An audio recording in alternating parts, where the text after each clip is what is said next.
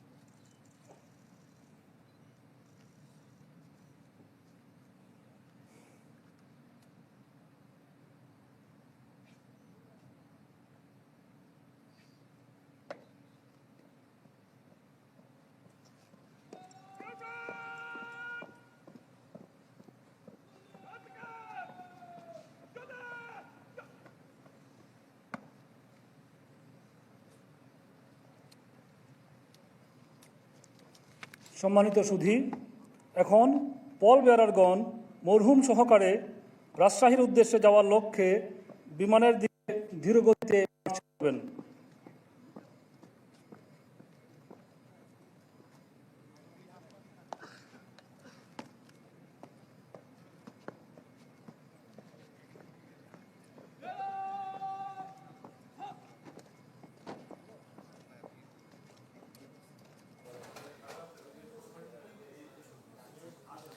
দর্শক, আপনারা দেখছিলেন গতকাল উত্তরা মাইলস্টোন স্কুল অ্যান্ড কলেজের উপরে বিমান বিধ্বস্তের ঘটনায় নিহত পাইলট ফ্লাইট লেফটেন্যান্ট তৌকির আহমেদের ফিউনারেল প্যারেড হচ্ছে।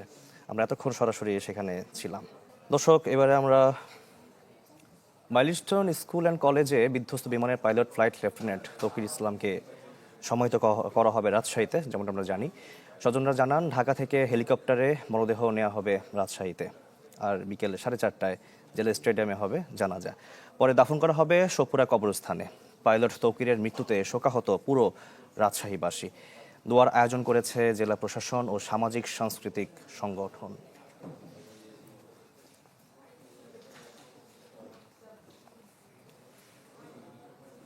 দর্শক, মাইলস্টোন স্কুলে বিধ্বস্ত বিমানের পাইলট ফ্লাইট লেফটেন্যান্ট তৌকির ইসলামকে সমাহিত করা হবে রাজশাহীতে, যেমনটা বলছিলাম। এই বিষয়ে আরো খবর জানাতে আমাদের সঙ্গে যুক্ত হচ্ছেন আবরার শাইর।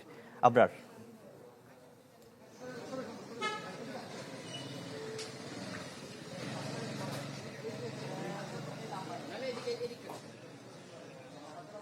এখন পর্যন্ত যতটা জানা গেছে যে ঢাকাতে এই পাইলটের যে জানা যায় সেটি সবেমাত্র শেষ হয়েছে এবং সেখান থেকে হেলিকপ্টার যোগে রাজশাহী ক্যান্টনমেন্টে আসলে তার মরদেহটি নেওয়া হবে।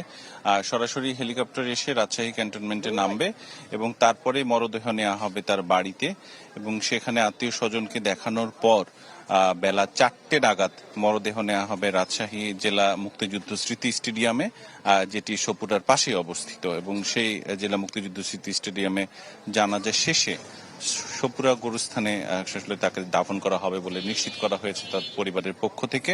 তবে তার নানা প্রথম দিকে আমাদেরকে যেটি জানিয়েছিলেন যে 5:30 বা বাদ আসরে আসলে এই জানাজাটি হবার কথা ছিল উপশহর ঈদগাহ মাঠে। পরে আসলে সেটি পরিবর্তন করা হয়। এখন সময়টি এগিয়ে নিয়ে আসা হয়েছে, হয়তোবা 5:30 থেকে 4:30টার মধ্যে এই জানাজাটি অনুষ্ঠিত হবে। এই মুহূর্তে আমরা রয়েছি রাজশাহীর উপশহরের 3 নম্বর সেক্টরে, প্লট নাম্বার 223 নম্বরের যে বাড়িটি, এই বাড়িটিতে মূলত পাইলট তৌকির তিনি কিন্তু ছেলেবেলা থেকেই আসলে বড় হয়েছেন। দীর্ঘ 24 থেকে 25টি বছর তার বাবারা চাঁপাইনবাবগঞ্জ থেকে এসে এখানে আসলে ছিলেন এবং এখানকার আশপাশের 10 গলি সকলেই আসলে তাকে চেনে খুবই সৎ, নির্ভীক এবং খুব মেধাবী একজন শিক্ষার্থী হিসেবে। আমরা তার যে পাবনা ক্যাডেট কলেজ, সেই ক্যাডেট কলেজের শিক্ষকের সাথে কথা বলেছি, আমরা এখানকার যারা শিক্ষক ছিলেন তাদের সাথে কথা বলেছি।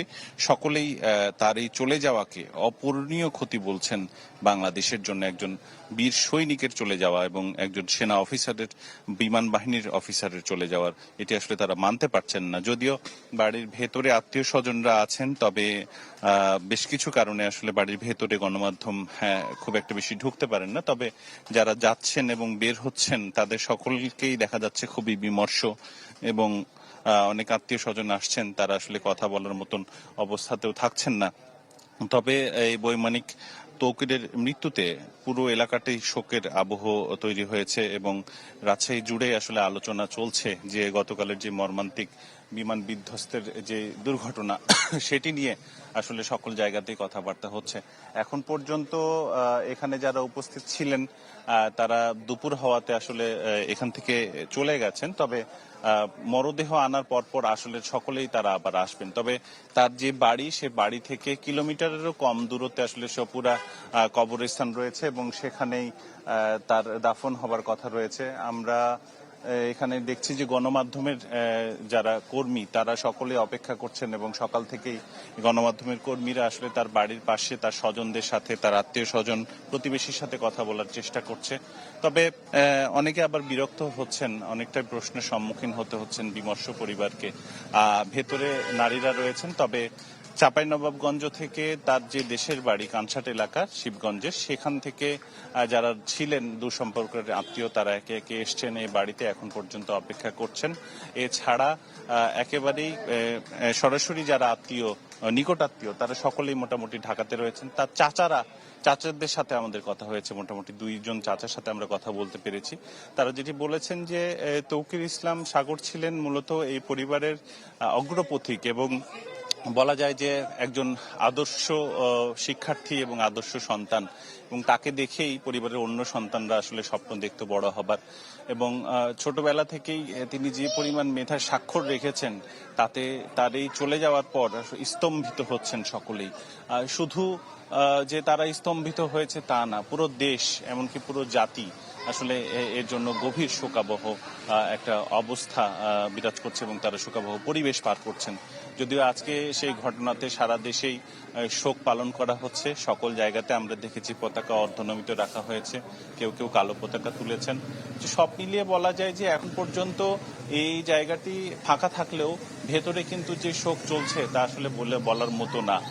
আর আমরা হয়তো কিছুক্ষণ বাদেই জানতে পারবো যে ঢাকা থেকে তাকে আবরার শাহির, আপনাকে ধন্যবাদ আমাদের সঙ্গে যুক্ত হবার জন্য। দর্শক, যেমনটা দেখছিলেন, গতকাল মাইলস্টোন স্কুলে বিধ্বস্ত বিমানের পাইলট ফ্লাইট লেফটেন্যান্ট তৌকির ইসলামের জানাজা সম্পন্ন হয়েছে। তাকে সমাহিত করা হবে রাজশাহীতে।